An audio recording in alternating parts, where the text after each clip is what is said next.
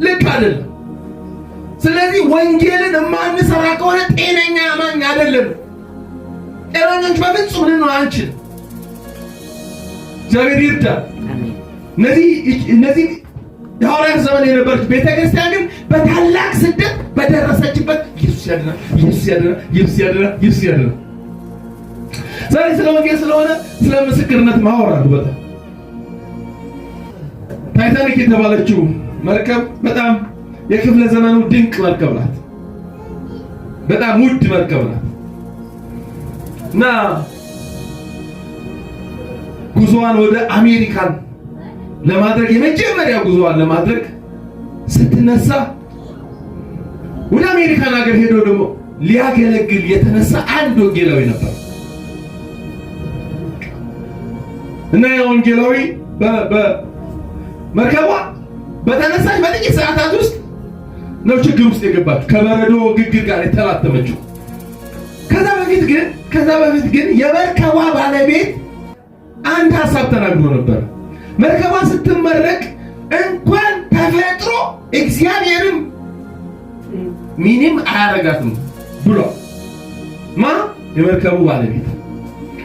ስለዚህ መርከቧ በሆነ ደቂቃ ውስጥ ሄዳ ተላተመች እና መስጠም ጀመረች ማለት ነው። ያ ወንጌላዊ ከልጁና ከሌላ ከእህቱ ልጅ ጋር ወይ ከወንድሙ ልጅ ጋር ብቻ አብረው ይጓዝ ነበር።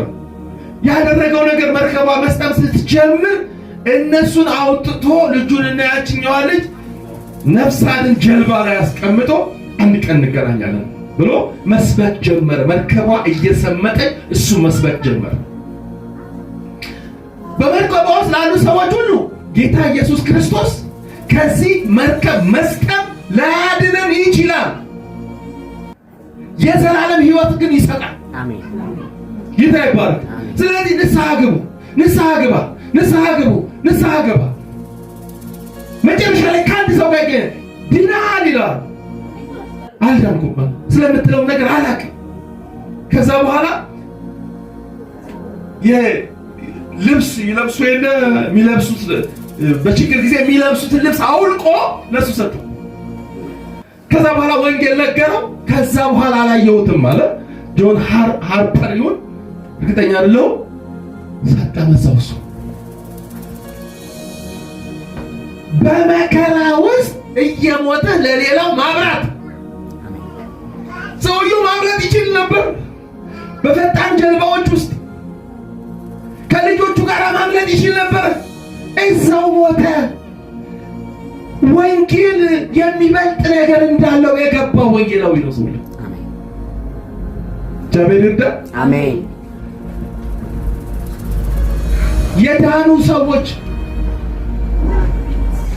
እኔ የጆን ሃርፐር ምትክ ነኝ አለ። ያ ሰው ዳነ። ያ ሰው በሕይወት ተረፈ እና ታሪኩን ያወራው እሱ ያ ሰው በሱ ስም የተተከለችውን ቤተክርስቲያን 100 ዓመት አልፏታል።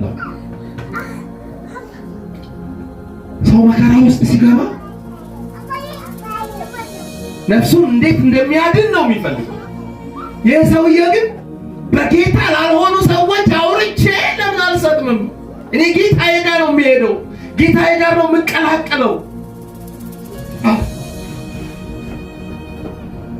ስለዚህ በመከራም እንዲህ ይወራል፣ በአደጋም ውስጥ እንደዚህ ይወራል። በሰላም ጊዜ መስበክ እኛ አልቻልንም፣ ግን ሰዎች በሞትና በሕይወት መካከል ሆነው ወንጌል ሰብከዋል። አንተ ሰው ትፈለጋለህ፣ ዘላለም መኖር ታይቶልህ። አንቺ ሴት ይፈልግሻል፣ አዳኝሽ ነፍሱን ሰጥቶሻል።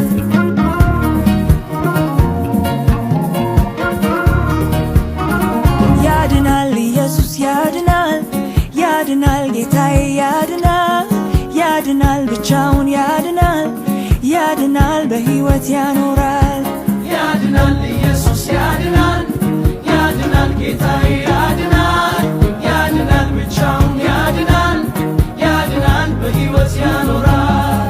ያድናል ምን ይሰራልኛል? ያድናል በዚህም በዚያም መሄድ ያድናል፣ ያለ ኢየሱስ የለም በሚያደርስ መንገድ አንተ ሰው ትፈለጋለህ ዘላለም መኖር ታይቶልህ አንቺ ሴት ይፈልግሻል አዳኝሽ ነፍሱን ሰጥቶሻል